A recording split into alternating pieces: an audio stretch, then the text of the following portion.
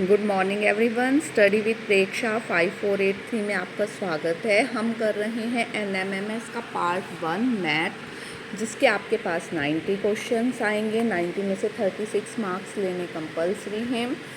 देखिए, अगर आप चैनल पर नए हैं तो चैनल को सब्सक्राइब कर लीजिए ताकि आगे आने वाली वीडियो की नोटिफिकेशन आप लोगों के पास आ सके। रघु पूर्व की ओर 20 किलोमीटर चलता है, मतलब दिशाएं। ठीक है, सबसे पहले आपको दिशाओं का पता होना बहुत ज़रूरी है। देखिए, पूरब, पश्चिम, ऊपर की तरफ उत्तर, नीचे की तरफ दक्षिण, आप ये बनाएंगे। ठीक है, दायां, जिस हाथ से हम लिख रहे हैं दायां हाथ, और दूसरा हाथ आपका बायां हाथ। ठीक है, ये दिशाएं और दायां और बायां। रघु पूरब की ओर 20 मीटर चलता है, यहाँ पे बनाया है। वह पूरब इस तरफ है, पूरब की ओर 20 किलोमीटर चलता है। ठीक है, अब इस साइड मुँह करके खड़ा है ये। ठीक है, इस साइड दायां, ऊपर की तरफ बायां। ठीक है, वह बाईं ओर मुड़ता है, बाईं ओर ऊपर की तरफ, और 40 किलोमीटर चलता है, 40 किलोमीटर चलता है। फिर वह अपने बाईं ओर मुड़ता है, ऐसे खड़ा हो गया, जिस डायरेक्शन में हम बैठे हैं उसी डायरेक्शन में, बायां इस साइड है, बाईं ओर मुड़ता है और 20 किलोमीटर चलता है। 20 किलोमीटर चला, यहाँ से चला था 40 किलोमीटर, फिर 20 किलोमीटर चलता है, और वह अपनी बाईं ओर मुड़कर फिर दूसरी डायरेक्शन में आ गया, नीचे की तरफ चलेगा, 20 किलोमीटर चलता है। अब वो अपनी प्रारंभिक स्थिति से कितनी दूरी पे है? 40 किलोमीटर है, इसमें से 20 घटा दिया तो कितना बचा? 20 किलोमीटर। वो अपनी प्रारंभिक स्थिति से कितनी किलोमीटर है? 20 किलोमीटर है।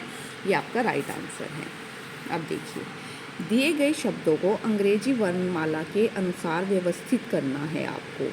ठीक है, कि अंग्रेजी वर्णमाला में कौन सा अक्षर कब आएगा। देखिए, सबसे पहले एन, ठीक है, एन है। ठीक है, उसके बाद ई, सी, ई, सब में ई है। ठीक है, ई। ठीक है, दूसरे से भी कोई पता नहीं चला। एस, सी, एक्स, ए। सबसे पहले ए वालों में से छांटेंगे, पी पहले आएगा तो, और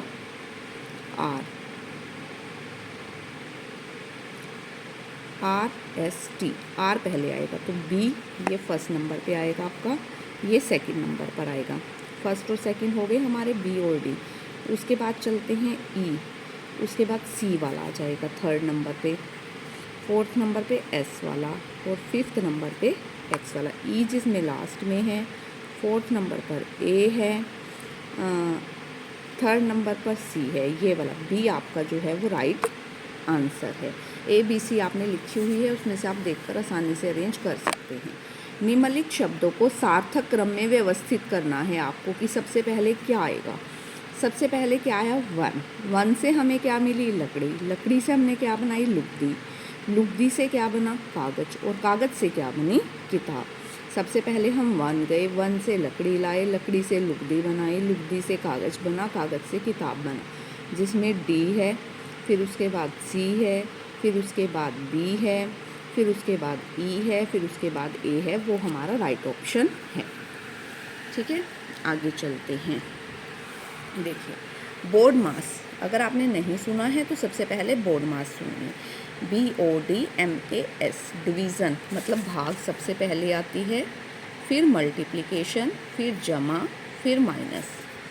ठीक है, इन सवालों को जब भी किसी सवाल को सोल्व करना है, सबसे पहले उसमें से भाग करनी है, फिर गुना करनी है, फिर जमा करनी है, फिर लास्ट में माइनस करना है।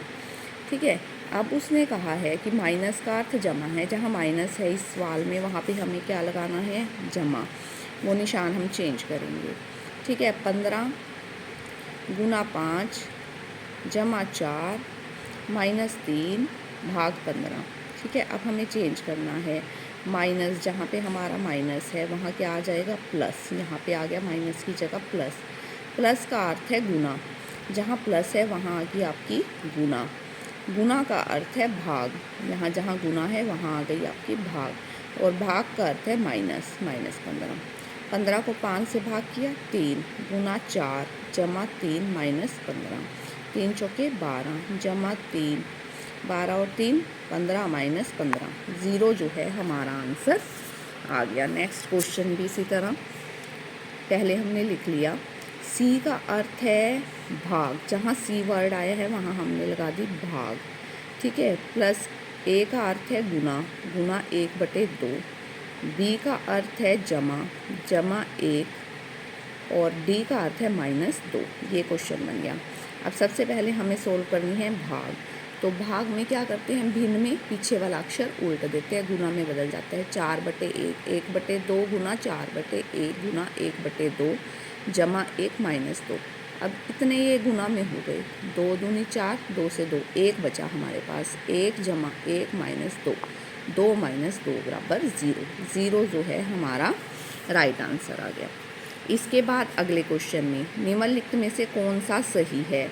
8 गुना 15 -7 भाग 7 जमा 1, 7 भाग 7 1, 7 भाग 7 1, 7 भाग 7 1। इसमें ये तो हो ही नहीं सकता, ठीक है।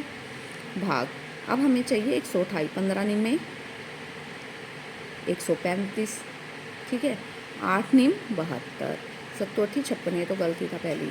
15 8 120 -1 जमा 9, 120 में 119, 119 में 9 जोड़े 128। तो पहले वाला ही हमारा सही है।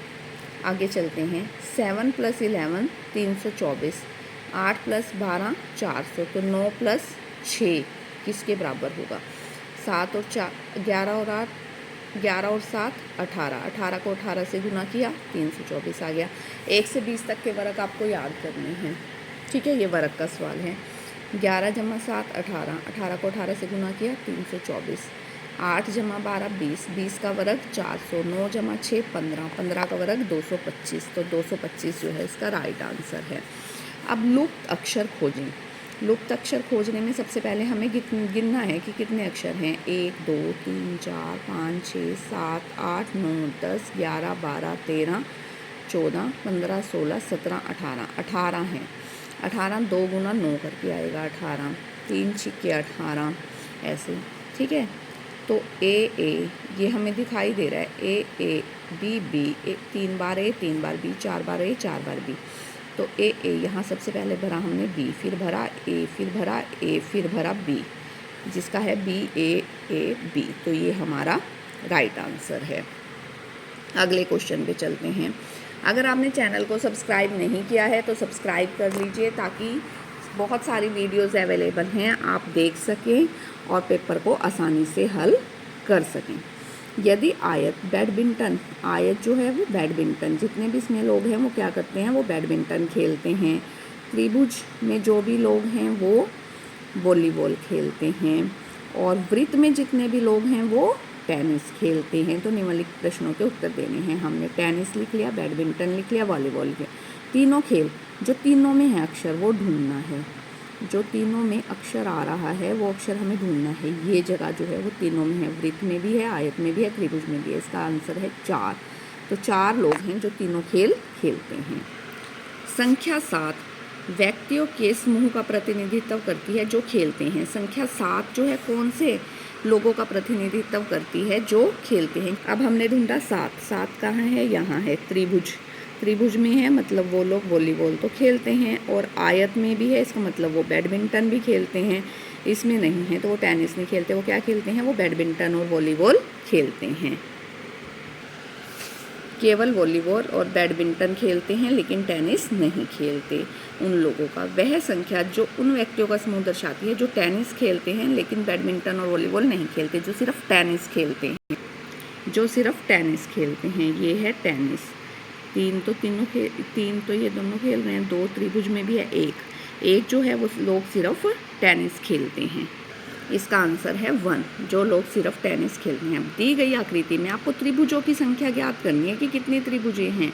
देखिए ये हमने गिनी, पहली त्रिभुज, दूसरी, तीसरी, चौथी, 5वीं, 6ठी, 7वीं, 8वीं। 8 त्रिभुजें सभी को मिल गई हैं।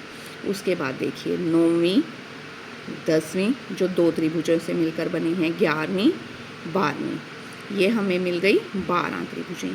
अब ये विकर्ण हैं जो 4 त्रिभुजों से मिलकर बनी हैं, 13वीं, 14वीं, और फिर ये 15वीं और ये 16वीं। तो इस तरह इस आकृति में हमारी 16 त्रिभुजें हैं। आगे ये आरेख दिया गया है, देखिए इसमें क्या होता है कि ये बड़ी चीज़ है, इसके अंदर हैं दोनों चीज़ें। ये एक चीज़ है, उसके अंदर एक चीज़ तो है, एक चीज़ उससे संबंधित नहीं है। दो चीज़ें हैं जिनमें थोड़ा सा संबंध है और तीसरी चीज़ अलग है, तीनों चीज़ें अलग अलग हैं। अब भोजन, दही, चम्मच। चम्मच तो अलग है, चम्मच का हम इस्तेमाल करते हैं भोजन करने के लिए, लेकिन वो एक भोजन नहीं है। भोजन और दही, दही एक भोजन है, तो इसका आंसर है हमारा बी। प्रोटॉन, इलेक्ट्रॉन, परमाणु। इलेक्ट्रॉन और प्रोटॉन जो हैं वो परमाणु के भाग हैं, तो आंसर है ए। परमाणु के भाग हैं इलेक्ट्रॉन और प्रोटॉन। ठीक है। पक्षी, कीड़े, स्तनधारी। पक्षी अलग है, कीड़े अलग होते हैं, स्तनधारी अलग होते हैं, डी। इसका हमारा राइट आंसर है डी। अगर आपको वीडियो पसंद आई और समझ आई तो आप चैनल को सब्सक्राइब कीजिए। Please like, share and subscribe. Thank you for watching.